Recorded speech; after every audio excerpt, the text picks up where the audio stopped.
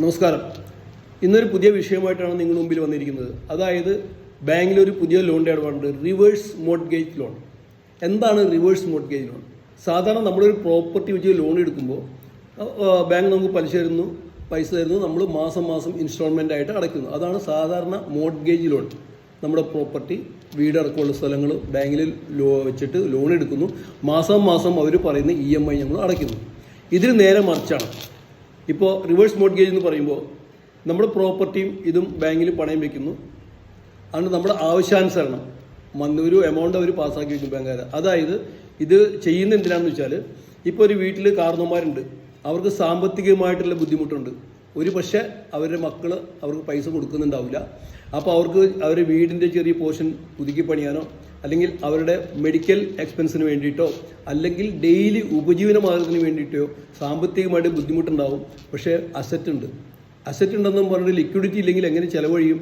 അങ്ങനെ വരുന്ന അവസരത്തിൽ അവരുടെ സ്വത്തും ഈ വീടും ബാങ്കിൽ പണയം വെച്ചാൽ ആ സ്ഥലത്തിൻ്റെ ഒരു വാല്യുവേഷൻ ബാങ്ക് എടുത്തിട്ട് 40 to 60% വരെ ഇവർക്ക് ലോൺ അനുവദിക്കുന്നതായിരിക്കും. ഇതിനുള്ള എലിജിബിലിറ്റി എന്ന് പറയുന്നത് 62 വയസ്സെങ്കിലും ഉണ്ടായിരിക്കണം ഈ എടുക്കുന്ന ആൾക്ക്.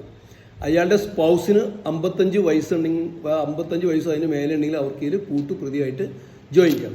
ഇങ്ങനെ വരുന്ന അവസരത്തിൽ ഇവരെ പ്രോപ്പർട്ടി വാല്യുവേഷൻ ബാങ്ക് നോക്കിയിട്ട് അതിൻ്റെ 40 to 60% വരെ ലോൺ സാങ്ഷൻ ചെയ്യും.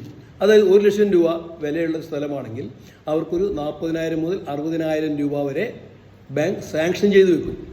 അത് ഏജ് കൂടുന്നതനുസരിച്ച് എമൗണ്ട് കൂടുതൽ കിട്ടും. 40 ഉള്ള 50, 60, അങ്ങനെ മാക്സിമം 60% വരെ, പ്രോപ്പർട്ടി ഉണ്ട് 60% വരെ ഇവർക്ക് ലോണായിട്ട് ബാങ്ക് അലൗ ചെയ്യും.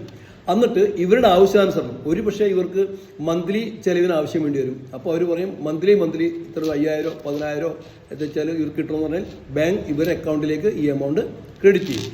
മന്ത്ലി വാങ്ങാം, 3 മാസം കൂടുമ്പോൾ വേണമെങ്കിൽ വാങ്ങാം, 6 മാസം കൂടുമെങ്കിൽ വാങ്ങാം, 1 കൊല്ലത്തിന് വേണമെങ്കിൽ വാങ്ങാം. ഇങ്ങനെ വാങ്ങുന്ന തുകയ്ക്ക് ഒരു നിശ്ചിത പലിശ ബാങ്ക് ഈടാക്കും. അത് ബാങ്ക് ടു ബാങ്ക് വേരി ചെയ്തിരിക്കും. പലിശ കൃത്യമായിട്ട് പറയാൻ പറ്റത്തില്ല. ചിലപ്പോൾ 10, 11, 12% പലിശ ഉണ്ടാവും. അപ്പോൾ ഇവർ തിരിച്ചടയ്ക്കേണ്ട ആവശ്യമില്ല. ഒരു മാക്സിമം 20 years വരെയൊക്കെ ഇവർക്ക് അവധി കിട്ടും ഇത് തിരിച്ചടയ്ക്കുന്നതിന്. കാരണം ഇവർ മാസം അടയ്ക്കേണ്ട ആവശ്യം ഈ കേസിൽ വരുന്നില്ല. ഇവർക്ക് ഈ പറയുന്ന ലോൺ 40 to 60% കിട്ടുന്ന എമൗണ്ട് ഇവരുടെ ആവശ്യത്തിനനുസരിച്ച് മെഡിസിൻ ആവശ്യത്തിനോ അല്ലെങ്കിൽ ഉപജീവനത്തിന് വേണ്ടിയിട്ടോ വീട് വെക്കുന്നതിന് വേണ്ടിയിട്ടോ ഈ പൈസ ഇവർക്ക് ഉപയോഗിച്ചുകൊണ്ടിരിക്കാം. മാസം monthly, quarterly, half yearly, yearly ആയിട്ട് ബാങ്കിൽ നിന്ന് വാങ്ങാം. ഈ എമൗണ്ട് ഇവരുടെ കാലശേഷം ഈ എമൗണ്ട് ഇവിടെ ബാങ്കിൽ നിൽക്കുവാണ്, ലോൺ അടച്ചിട്ടില്ല, ഇവർ അടയ്ക്കേണ്ട ആവശ്യമില്ല.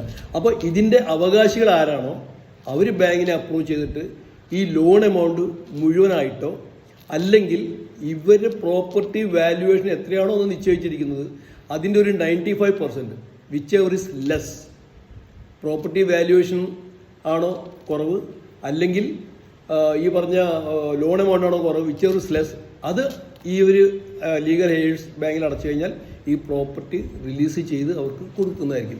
ഇതാണ് റിവേഴ്സ് മോർട്ട്ഗേജ് എന്ന് പറയുന്നത്. സാധാരണക്കാർക്ക് വീട്ടിൽ വരുമാനം ഇല്ലാത്ത കാരണവന്മാരുണ്ടെങ്കിൽ അവർക്കും ഇതുപോലെയുള്ള ലോണുകൾ ബാങ്കിൽ നിന്ന് കിട്ടും എന്നുള്ള വിവരം നിങ്ങളെ അറിയിക്കുകയാണ്. അവരിൽ പൈസ ഇല്ല എന്നുള്ളൊരു ബുദ്ധിമുട്ടുണ്ട്, മക്കൾ നോക്കുന്നില്ല എന്നുണ്ടെങ്കിൽ അവർക്ക് ഈ പറഞ്ഞ പോലെ ഈ റിവേഴ്സ് മോർട്ട്ഗേജിൽ അവർക്ക് ആവശ്യമുള്ള പൈസ വാങ്ങാം. അവർക്ക് അവരുടെ ജീവിതം സുഖമായിട്ട് കഴിഞ്ഞുകൂടാം. ഇത് ആവശ്യമുള്ളവർ ഈ ലോൺ തുക അടച്ചിട്ട് ഈ പ്രോപ്പർട്ടി ലീഗൽ എയ്ഡ്സിന് കൈവശപ്പെടുത്താം ഇവരുടെ മരണശേഷം. ഈ വിവരം നിങ്ങളെ അറിയിക്കുന്നതിനാണ് ഈ വീഡിയോ ചെയ്തിരിക്കുന്നത്. നിങ്ങൾക്ക് ഇഷ്ടപ്പെട്ടെങ്കിൽ ഷെയർ ചെയ്യുക, ലൈക്ക് ചെയ്യുക, സബ്സ്ക്രൈബ് ചെയ്യുക. താങ്ക്